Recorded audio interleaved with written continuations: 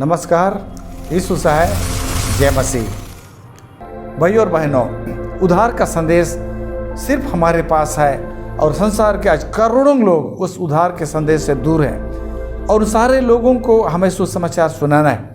लेकिन बहुधा हम सुसमाचार जो है उनको समझा नहीं पा रहे हैं, उनको हम उलझा देते हैं और इस तरह से लोग हमारे सुसमाचार को समझ नहीं पाते, वरन हमारे जो है सुसमाचार में उलझ कर रह जाते हैं और उसको बेकार समझ करके उसे छोड़ देते हैं। उदाहरण के लिए मैंने हमारे उत्पत्ति का तस्वीर में देखा है, चाहे वो सेवेंथ एडवेंटिस्ट मिशन के द्वारा से बनाया गया हो या तो किसी भी कलीसिया के द्वारा से बनाया गया तस्वीर हो, उसमें जो सृष्टि का तस्वीर है उसमें आदम और हवा को पाप करने से पहले उनको नंगा दिखाया गया है और उनकी लज्जा छिपाने के लिए किसी झाड़ी के पीछे उनको खड़ा कर दिया गया।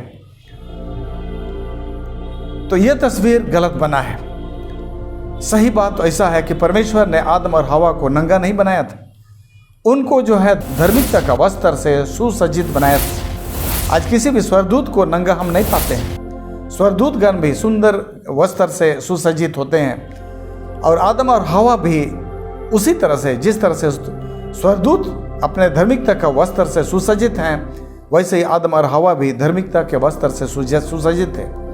आदम और हवा को जो है स्वर्गदूतों के जैसा अगर दिखाया जाता सिर्फ पाप से पहले और पाप करने के पश्चात उनको नंगा दिखाया जाता तो सुसमाचार संसार के लोगों को समझाने में बहुत आसान होती। लेकिन हो सकता है हमने कुछ बातों को स्पष्टता के साथ नहीं समझा है, नहीं रखा, इसलिए सारे संसार के लोगों को हमने उलझा करके रख दिया है।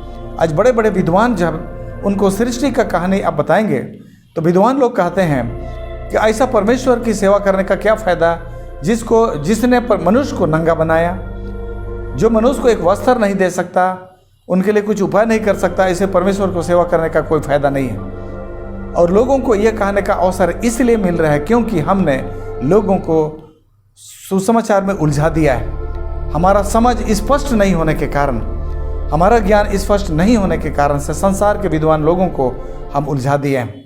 अगर हम आदम और हवा को पाप करने से पहले स्वर्गदूतों के जैसा अगर दिखा देते, उसके बाद पाप करने के पश्चात उनके जो धार्मिकता का वस्त्र जो जिससे सुसज्जित थे उसके बिना उनको हम दिखाते तो हम बता सकते थे कि परमेश्वर ने मनुष्य को अपने समान सुसज्जित बनाया था, सुंदर बनाया था, लेकिन हम पाप करने के द्वारा से नंगे हो गए हैं और परमेश्वर दोबारा हमें इसी सुंदर वस्त्र देने के लिए प्रयास कर रहा है। यही वस्त्र हमें फिर पहनाना चाहता है, इसलिए परमेश्वर यीशु मसीह को जगत में भेजा। तो इस तरह से हम सुसमाचार को समझा सकते थे, लेकिन हमने अपने समझ के कारण से बहुत सारे लोगों को सुसमाचार में उलझा दिया है। योना का संदेश बहुत स्पष्ट था, बोलता है कि नीनवे का बुराई बढ़ गया है और 40 दिन के बाद नीनवे शहर पलट दी जाएगी। यह संदेश इतना स्पष्ट था कि लोगों को फिर अगर मगर करने की कोई ज़रूरत नहीं थी।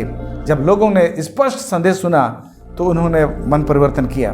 ठीक उसी तरह से हम लोग पाते हैं नूह का संदेश भी बहुत स्पष्ट था।